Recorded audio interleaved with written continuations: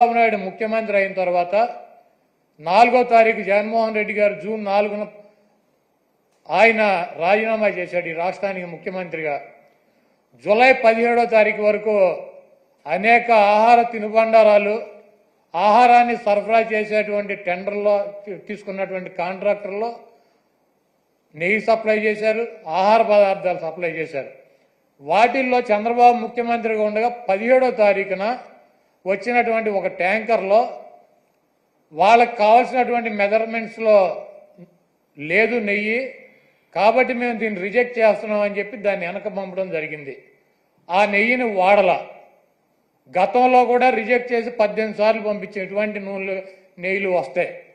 ఎప్పుడూ కూడా క్వాలిటీ లేనటువంటి నెయ్యి కానీ నూనె కానీ ఎటువంటి ఆహార పదార్థాలు తిరుమల తిరుపతి దేవస్థానంలో వాడినటువంటి పరిస్థితి లేదు. 17వ తారీఖున జూలై 17వ తారీఖున ఏం ఫస్ట్ టైం కాదు రిజెక్ట్ అవటం, కొన్ని వందల సార్లు రిజెక్ట్ అయినాయి అదే తిరుమల తిరుపతి దేవస్థానంలో. దానిని చంద్రబాబు నాయుడు రాజకీయ లబ్ధి కోసం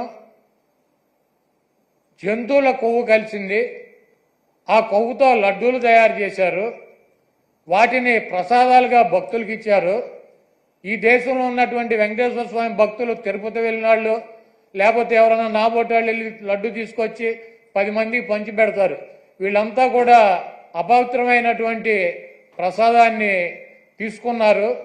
కాబట్టి జగన్మోహన్ రెడ్డిని శిక్షించాలి అని చెప్పి చంద్రబాబు నాయుడు రాజకీయ ప్రయోజనాలు ఆశించి సొంత మామనే రాజకీయాల కోసం, పదవి కోసం, పార్టీ కోసం దిగజార్చి ఆయన మీద ఏ రకమైతే నిందలేసి ఆ పార్టీని తీసుకున్నాడో రాజకీయ లబ్ధి కోసం, అదేవిధంగా జగన్మోహన్ రెడ్డి గారు ఇబ్బంది పెట్టాలి రాజకీయంగా అని చెప్పి ప్రత్యక్షంగా కలియుగ దైవమైనటువంటి వెంకటేశ్వర స్వామినే ఆయన ప్రసాదాన్ని రాజకీయాల్లోకి లాక్కొచ్చేసినటువంటి దుర్మార్గమైనటువంటి వ్యక్తి చంద్రబాబు నాయుడు.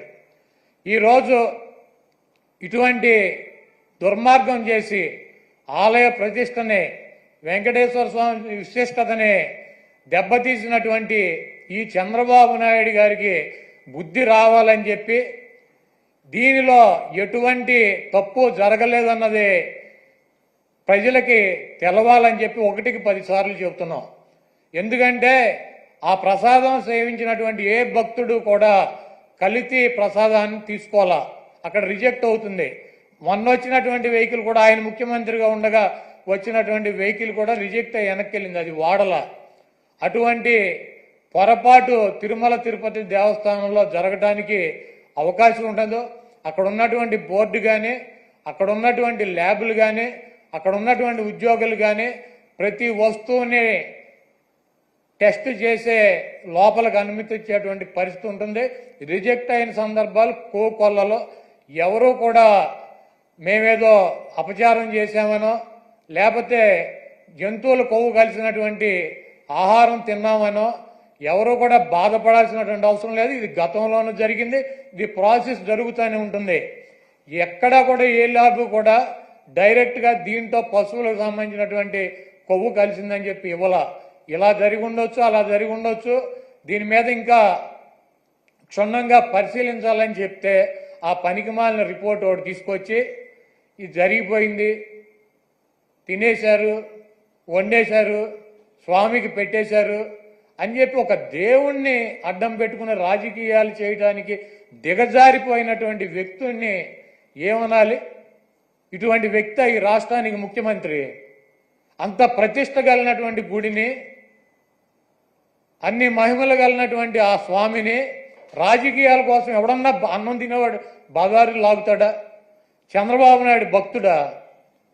నాకు 50 సంవత్సరాలు 40 సార్లు నేను తిరుపతి వెళ్ళా, 20 సార్లు గుండు కొట్టించుకున్నా, 15 సార్లు కింద నుంచి నడిచి వెళ్ళా, ప్రతి సంవత్సరం వెళ్తా. చంద్రబాబు నాయుడు ఎన్నిసార్లు గుండు కొట్టించుకున్నాడు అక్కడికి వెళ్ళి? వెంకటేశ్వర స్వామికి ఇష్టమైనది ఏంటి?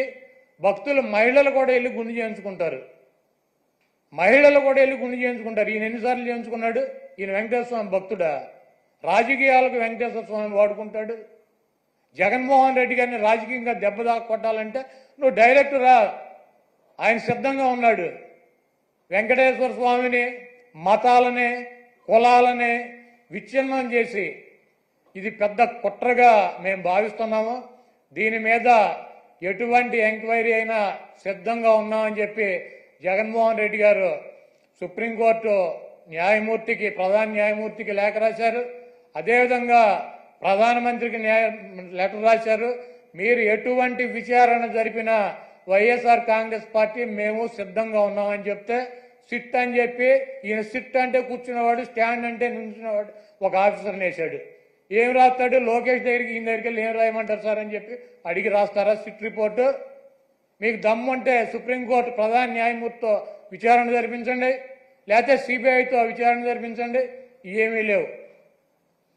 సిట్ అంటే కూర్చునేవాడు, ఈయన కూర్చోమంటే కూర్చునే సిట్ అనే ఒక పోలీస్ ఆఫీసర్ని వేసి విచారణ జరిపిస్తాడంట. ఇంకా పైన చెబుతాడు మక్కిలు ఎరకొడతా. ఎవడ మక్కిలు ఎరకొడతాడు? కాకినాడ ఎమ్మెల్యే ఒక ఎస్సీ ఒక కాలేజీ ప్రొఫెసర్ని మక్కిలు ఎరకొట్టాడు. నువ్వేం చేసావు? ఎమ్మెల్యే మక్కిలు ఎరకొట్టావా? వెస్ట్ గోదావరి జిల్లాలో ఈ రాజ్యాంగాన్ని రచించినటువంటి డాక్టర్ బిఆర్ అంబేద్కర్ గారి పటాన్ని చించి అవతల పారేశాడు. అక్కడ దళితులు ఆందోళన చేస్తున్నారు 2 చోట్ల కూడా. నువ్వేం చేసావు? 2 ఎమ్మెల్యేలు మక్కిలు ఎరకొట్టావా? ఈ రాష్ట్రంలో నీ పార్టీ కార్యకర్తలు, నాయకులు బరి తెగించి రోడ్ల మీద వైఎస్ఆర్ కాంగ్రెస్ పార్టీ కార్యకర్తలను చంపుతున్నారు, నాయకులను చంపుతున్నారు. వీళ్ళ మక్కిలు ఎరకొట్టావా? వాళ్ళ మీద కనీసం కేసులు పెట్టగలిగావా? నువ్వు నీ పార్టీ వాళ్ళ మక్కిలు ఎరకొట్టలేవు, నువ్వు వచ్చి అవతల వాళ్ళ మక్కిలు ఎరకొడతా. ఇవన్నీ పోసుకోవాలి కబుర్లు ఎందుకు? నీకు దమ్ముంటే నీ పార్టీలో జరుగుతున్నటువంటి అక్రమాలు, నీ పార్టీ ఎమ్మెల్యేలు, నీ పార్టీ కేడర్ చేస్తున్నటువంటి దుర్మార్గాలనే అరికట్టు, వాళ్ళ మీద చర్యలు తీసుకో. నువ్వు ఇవన్నీ చేయకుండా నొట్సలతోనే ఒకటి చెబుతావు, నోటితోనే ఒకటి చెబుతావు. ఇక 24 గంటలు దేవుడైనా రాజకీయమే, మావైనా రాజకీయమే, ఏదైనా రాజకీయమైనా మన బతుకు. కాబట్టి చంద్రబాబు నాయుడు చేసినటువంటి ఈ దుర్మార్గానికి, వెంకటేశ్వర స్వామి మీద, ఆయన ప్రసాదం మీద జరిగినటువంటి బురదకి ఆ స్వామిని క్షమించమని చెప్పి, ఈ చేసినటువంటి చంద్రబాబు చేసినటువంటి ఈ దుర్మార్గానికి, ఈ పాపానికి ఏమన్నా శిక్ష వేస్తే ఆయనకి వేయండి, కానీ ఈ రాష్ట్ర ప్రజలకు కానీ